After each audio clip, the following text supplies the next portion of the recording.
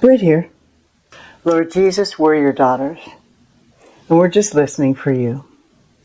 Father, we didn't come to see each other. We came to see you. So speak, Father, because we're listening to you today. In Jesus' name, amen. Now, let's get real for a minute.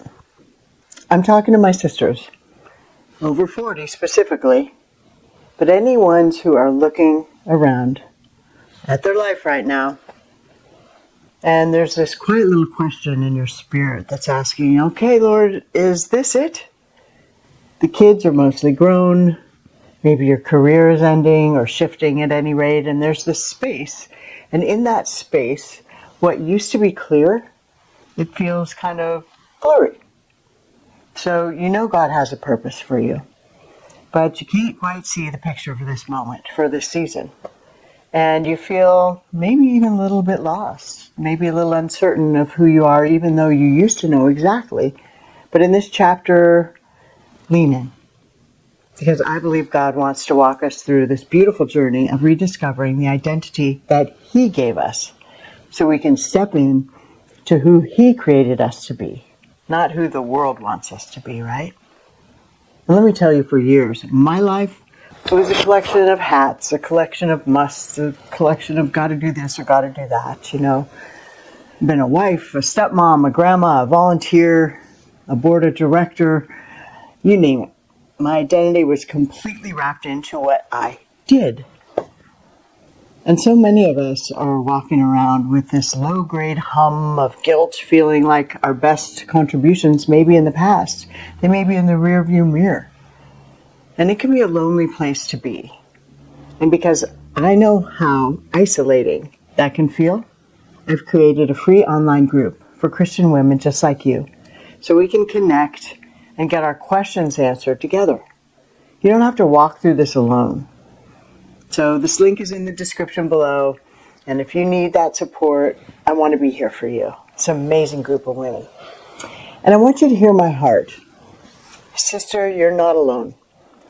The uncertainty is not a sign that you failed or that you've missed something. It's an invitation, I believe, from the Lord to go deeper and find the unshakable identity that was there all along, that He gave you. Now, here's the truth. That changed everything for me. Because if you get nothing else from our time together, I need you to get this. Our primary identity is not in our roles, not in our to-do list, not in the mother, the wife, the employee. These are assignments. They're great. And assignments change. So I want to read you two verses that have just been on my mind lately. So first it's 2 Corinthians 5:17, which says, therefore, if anyone, doesn't say most people, anyone, that's you, is in Christ, he is a new creation. The old has passed away, and behold, the new has come. So do you see that? Your identity isn't something that you have to go out and find, like you lost your car keys, right? It's something that you get to receive. And when we say yes to Jesus, He gave us a new name. Every day we say yes to Him. He also gave us a new identity. And when it comes to rights and authorities, you're a chosen child of God. You're royalty. King of kings and Lord of lords, fearfully and wonderfully made you. So it's not just a nice thing to put on a coffee mug, right? It's the anchor that will hold you steady when the seasons of your life are shifting. And if He can just shift your perspective to line up with who He says you are, it'll change the course of your whole life. So speaking of coffee mugs, this is my favorite. Love you more. So before we go any further, I want to help you get started on this right now.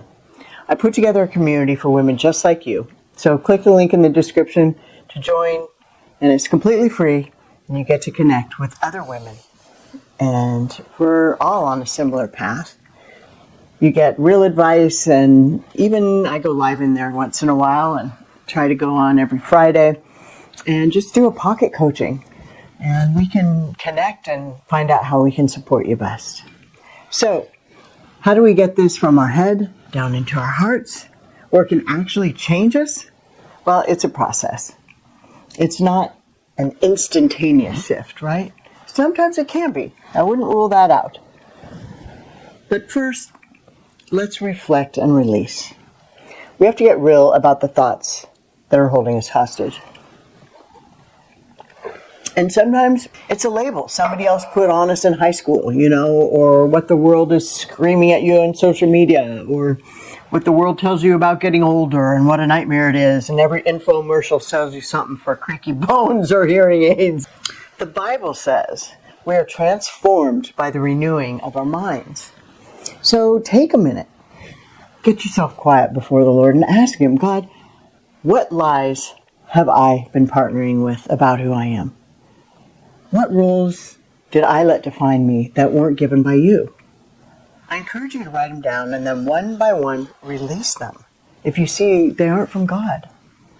And then hand them over to God and ask Him to exchange those lies for what He says is true. Second, you have to renew your spiritual disciplines, right? Now, this is not about adding one more thing to your to-do list, which is already like this, or something else for you to feel guilty about you're not doing. It's about actually creating space to hear from the one voice that truly matters. And the Word of God is alive, and it is for you in this very season. So I ask, just start with 5 minutes, just 5. Open the Word to a passage, like Isaiah 40:31, which says, those who hope in the Lord renew their strength. They soar on wings like eagles. And just let His truth wash over you, right? Because prayer then becomes a conversation where you listen more than you ask. God's not a vending machine. He doesn't need your to-do list or the list of everything that you need. He already knows what you need. He already knows your thoughts. When I learned that blew my mind. Jesus knows your every thought. He can read your mind. And guess who can't? The devil. So keep your mind beautiful and pure. When I learned that is a game changer. He can't read my mind. So even if I'm feeling insecure, I don't speak it. I only speak what I want to come true. I only speak empowering words from the Lord. Again, that was a game changer for me. So all the insecurity, all the fear, all that, the enemy of our soul, he can't hear that. So don't speak it. Don't give him that power. Right? So back to reading the Word of God. I have so many Bibles around. Let me show you this. This was my Grandma Lillian's. I have some from my Grandma Ada. I have one from my stepdad. It's a cute little pocket Bible I keep by my bed. And recently, my sister asked for my dad's Bible, which I got when he passed away. And we weren't really taken to church all the time. Let me just share that with you. Yet we were surrounded by the Word, and I had grandmas that prayed. And there's something special about grandmas that take you through. In my case, it was Taylor's Bible Studies. I still have that Bible where Grandma would read to me at night.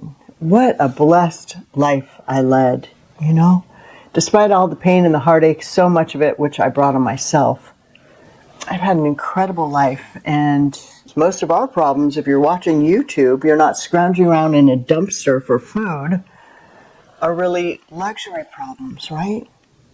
So back to the topic. Chased a rabbit there. Back to Isaiah 40:31. I love that.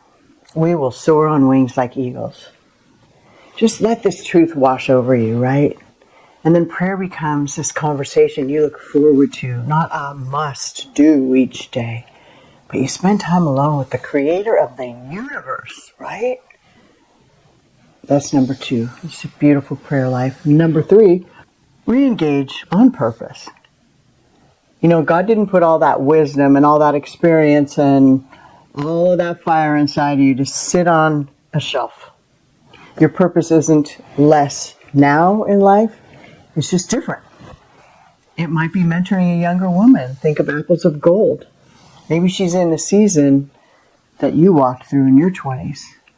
And it might be starting a small group that you've been dreaming about, right? To help those younger women. It might be using your gifts for a cause that you believe in. Ask him to show you one small step you can take today to use what you've been given. Ask how you can use it for his glory, right? Purpose isn't just being faithful to show up for the life that you have right now. It's asking for where He wants to take you also.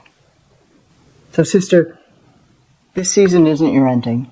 It's a holy invitation. It's an opportunity to shed the temporary hats that you've been wearing, no matter how wonderful, and step fully and confidently into your eternal identity as a daughter of the King.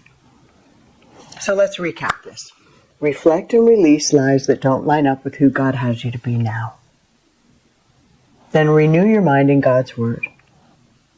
And then re-engage with the unique purpose that He has for you right now. Remember, your worth isn't in what you do, but in whose you are. Because you are loved, you are chosen, and you are called for such a time as this. So let me pray for you. Father, I thank you for every single woman or person watching this video right now. And I pray that you would just quiet all the noise of the world, the noise of our own minds, and the noise of our inner critic. And I pray that my friend would hear the voice of love and truth declaring who she is right now. And remind her that her truest identity is secure and unshakable in you. And give her the courage to take one step into the beautiful purpose that you still have for her. In Jesus' mighty name, amen. So listen, hopefully this message resonated big time with you. And if so, please subscribe and click the little bell so you don't miss what we have coming next. And I really want to invite you to this community of encouragement right here in the comments. So would you do me a favor and just comment below and let me know maybe just one truth about your identity in Christ that you're learning today or that you're holding on to today. Let's build each other up in the kingdom. I believe in you. And if no one told you today, just remember, you are beloved.